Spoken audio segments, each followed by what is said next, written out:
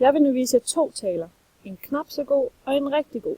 I skal især lægge mærke til gestikken, stemmeføringen og talernes nærvær. Vi starter med Michelle Obama. Læg mærke til, at hun smiler, er glad, og hun prøver ligesom at connecte med publikum. To talk with you about why I thought my husband should be president.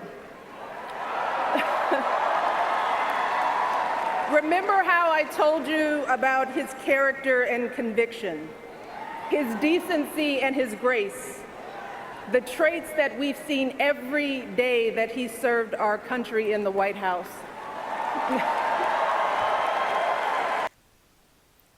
Marianne Jelved, når hun kommer ind, så kigger hun ned, og selvom hun prøver at lægge ud med en joke, så kigger hun stadigvæk ned i sine papirer. Jeg ærger mig lidt over, at det ikke er 14 dage siden, jeg skulle have været her. Fordi efter den forgangne uge, hvor jeg holdt 2 gode taler, eller 1 god tale 2 steder, så er jeg blevet forbudt at komme med randbemærkninger.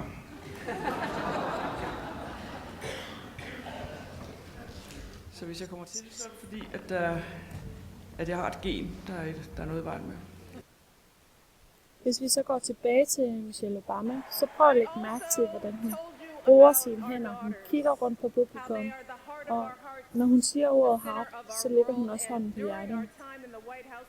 Samtidig så holder hun også pauser, så publikum ligesom kan reagere på, hvad det er, hun siger.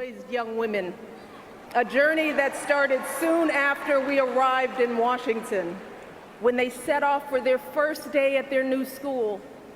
I will never forget that winter morning as I watched our girls, just 7 and 10 years old, pile into those black SUVs with all those big men with guns.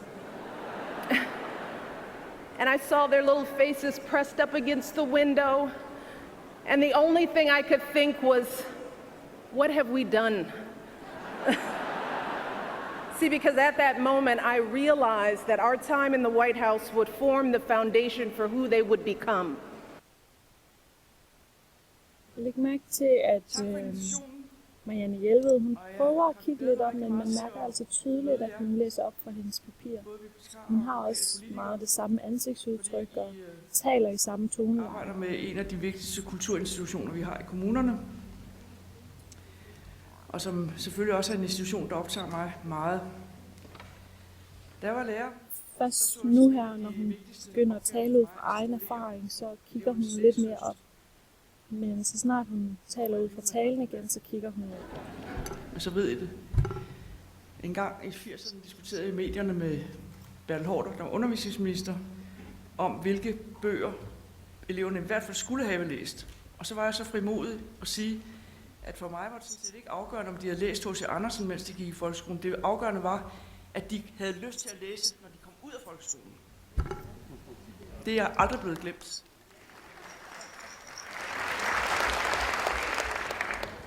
Men når jeg bliver citeret for det her, så siger de kun, at jeg har sagt, at de behøver ikke at læse H.C. Andersen. Og sådan er det med randbemærkninger. De bliver grebet ud af deres sammenhæng. Så det er ikke nok, at børnene lærer at læse. De skal også have det på den måde, at de har lyst til at læse. Nu prøv at lægge mærke til, hvordan Michelle Obama hun ligesom bruger sine hænder og arme og stemme til at sige, hvad hun gerne vil. Så publikum også ligesom mærker hende. And that is our friend Hillary Clinton.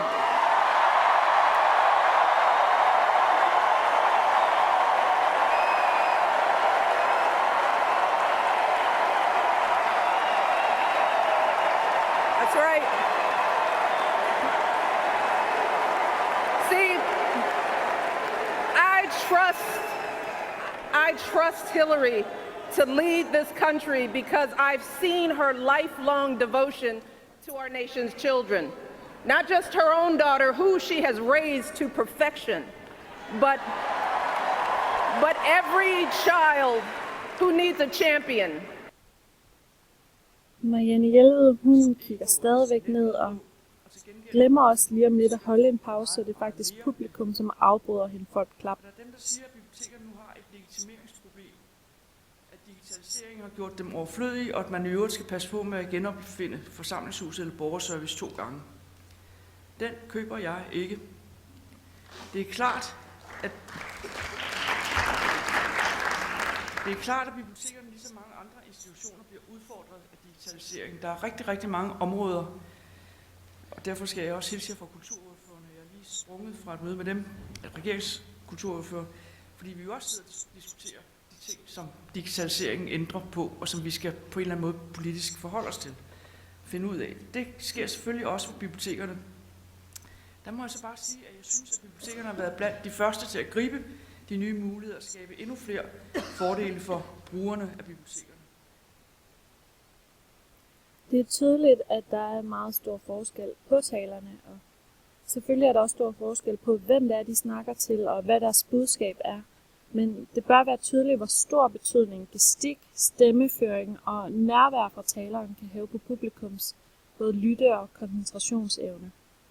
Nu vil I så se afslutningerne på begge taler, og vi starter med Marianne Jelved. Samarbejde mellem kulturinstitutionerne i kommunerne, herunder bibliotekerne og folkeskolerne, børneinstitutionerne, om at børn og unge møder kunst og kultur gennem deres barndom jævnligt. Det er en del af deres dannelse til at være voksne demokratiske borgere. Og endelig, at vi i fællesskab, vi skal ikke sige det nogen steder endnu, uden for den her sal, skal prøve at finde en vej til, at vi gør Danmark til en nation af læsere, der læser litteratur. Tak for jeres indsats, tak for jeres opmærksomhed, og undskyld alle de der parenteser.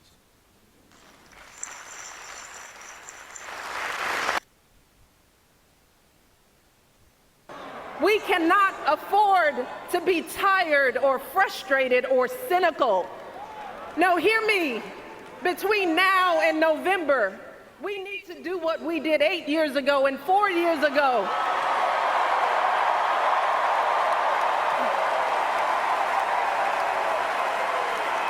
We need to knock on every door. We need to get out every vote. We need to pour every last ounce of our passion and our strength and our love for this country into electing Hillary Clinton as President of the United States of America. So let's get to work. Thank you all, and God bless. Tak fordi, at I så med.